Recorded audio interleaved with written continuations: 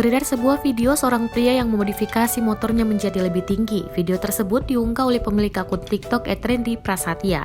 Hingga saat ini videonya telah ditonton ratusan ribu pengguna TikTok lainnya. Dalam video, pengunggah terlihat tengah mengendarai motornya yang berwarna kuning. Ia pun memperlihatkan kepada warganet bagaimana jika ia harus berhenti di lampu merah karena motornya sudah dimodifikasi menjadi lebih tinggi.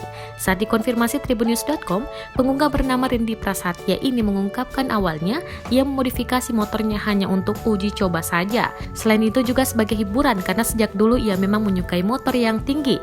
Ide untuk memodifikasi motornya pun datang dari dirinya sendiri. Rendy bercerita bagaimana ia memutuskan untuk memodifikasi motornya menjadi lebih tinggi dari motor biasanya. Pada saat itu, awalnya Rendy memang ingin meninggikan motornya, lalu Rendy melepaskan sok belakang motornya hingga bisa menjadi tinggi. Munculnya ide kesingan itu untuk mengunggahnya di media sosial. Ternyata ia mendapatkan banyak komentar dan banyak juga warganet yang penasaran dengan modifikasi motornya tersebut.